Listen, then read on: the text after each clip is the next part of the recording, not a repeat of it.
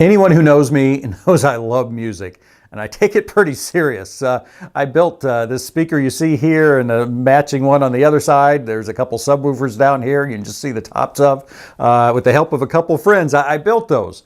I arranged my office so that my chair is in the prime listening spot, right in the middle of those, and I end a lot of days just listening to music. Again, I really like it, and I think God's people have always liked music and realized, and God realizes how important it is. That's why an entire book of the Bible is the hymn book of the Old Testament.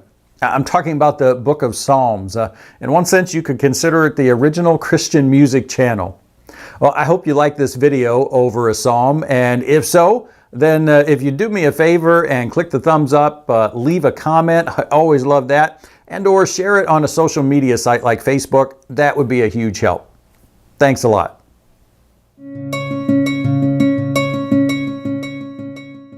When I'm facing a difficult time and struggling with it, as a Christian, what should I do?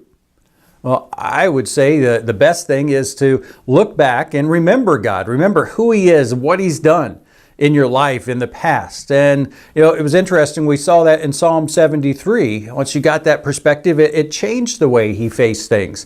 Well, the same person, Asaph, has another difficult time in Psalm 77, and he looks back on what God has done. And at first, at least, it doesn't help. Matter of fact, it even makes things worse. Look at Psalm 77, verse 2. In the day of my trouble, I seek the Lord. In the night, my hand is stretched out without wearying, so nonstop. My soul refuses to be comforted, though. Matter of fact, then he says, when I remember God, so I remember God, who He is, what He's done, I moan. When I meditate, my spirit faints. So remembering God at first makes things worse.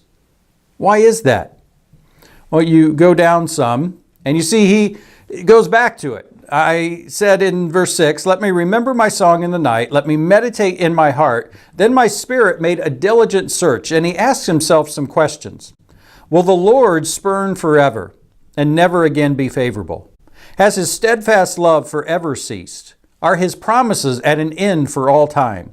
Has God forgotten to be gracious? Has He in anger shut up His compassion? Now, he knew, and hopefully we as believers know, the answer to all those questions is no. But when he forced himself to face them so directly, he just asked, do I believe that God is never again going to be gracious? His love's over. He realized, I don't believe it, but I've been acting like I do believe it. I've been acting like, I think that, this is just never going to end. God's never going to show His love. And so that helps him come around. And in light of that then, verse 10, he says, I will appeal to this, to the years of the right hand of the Most High. So I will appeal to what God has done, who He is, and what He has done. I will remember the deeds of the Lord. Yes, I will remember your wonders of old. I will ponder all your work and meditate on your holy deeds. Well, that's what he did before. Said he looked back on what God had done and remembered Him. This time it works. Why is that?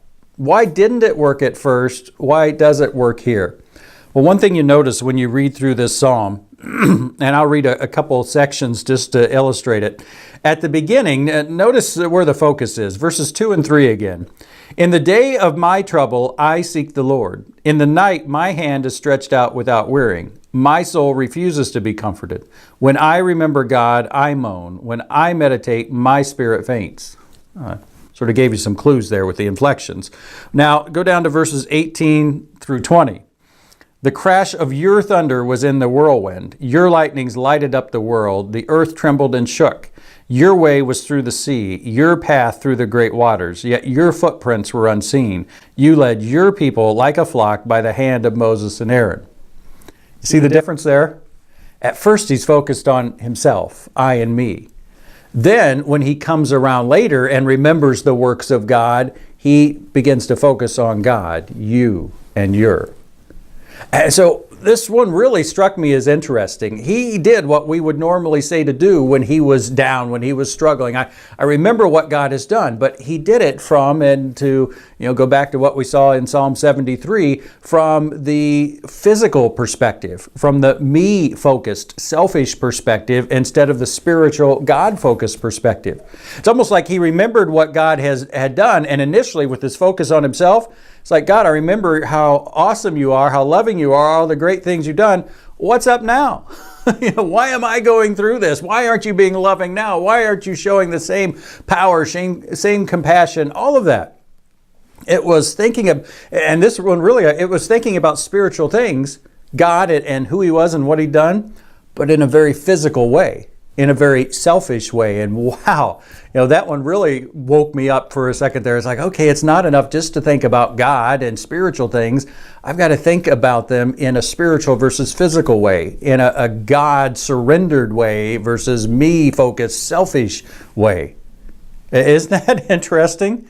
When he does that, he looks over events again from that perspective. That's when things change. That's when he does. And it helped him to ask those questions. Do I really think God's left me forever? I'm sitting here probably moping, thinking he has. But when I force myself to answer them, I know he hasn't. And so it changes things for him. I believe it'll do the same for us. So when you're facing a difficult time, stop and maybe catch yourself. Okay, I was looking back on God. I was thinking about who he was. That sounds good, but it was in light of, hey, God, why aren't you doing that now? Why aren't you helping me now? Why aren't things the way I want them now? You and all your power and your love, why? That's not a spiritual surrendered perspective.